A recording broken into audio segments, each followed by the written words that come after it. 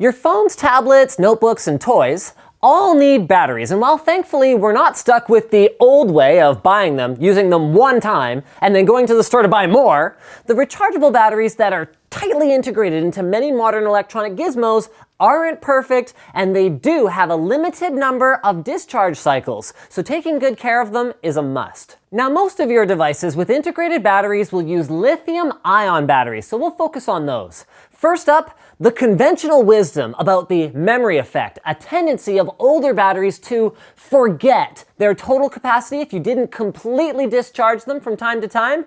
Well, forget about that. That shiz is so outdated it might as well be a portable CD player. Deep discharge cycles are actually terrible for your lithium-ion batteries and can cause them to stop working outright. The good news is that your devices have mechanisms to prevent them from occurring during normal use. Like, you know how your phone turns off while it still seems to have some life in it? That's it. So as long as you don't go out of your way to circumvent these safeties, you don't need to worry.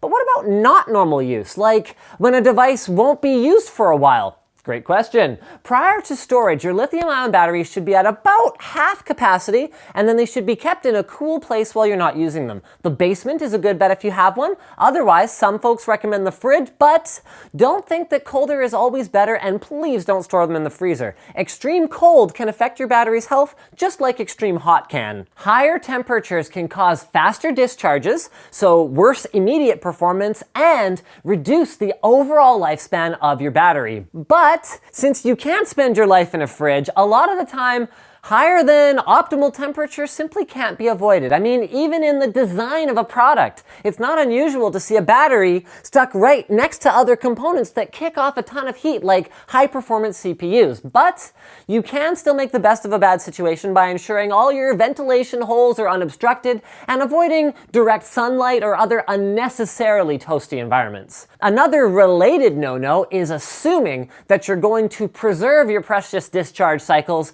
by leaving your device plugged in all the time. Modern chargers, and I guess another pro tip here is to use a compatible one, preferably the one that came with your device, may have safeties that prevent explosive overcharging, but having your battery sit and trickle charge, while safe, both increases temperature and doesn't help the battery stay in shape. A bit of light exercise, so shallow discharges and then recharges, is good for both you and your battery. Okay then, so if I can't save up my cycles, how do I even keep track of how many I'm using? Am I eating one up every time I plug into the wall? Not at all. A charge cycle is counted each time you've used a total of 100% of the battery's capacity, even if you spread the use out over several partial discharges. This diagram from Apple actually explains it quite well. Speaking of Apple, some of their products use lithium polymer batteries, so let's touch on those very briefly. Care-wise, they're very similar to lithium-ion batteries.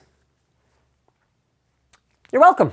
So that's the basics. But with all of that said, I'm not trying to stress you out about this stuff. And I want it to be clear that these are just best practices to get the most out of your battery. And while they will help, bending the rules here and there to make your life a bit easier, let's say by using a wireless charger from time to time, which causes the battery to run hotter, isn't likely to make a difference that you'd notice. Speaking of differences you're likely to notice, browsing the web with Hotspot Shield, the sponsor for today's episode of Fast As Possible. Their elite service is easy to set up, inexpensive, and especially with our 20% off coupon code linked below, makes your web browsing experience more private and more fun.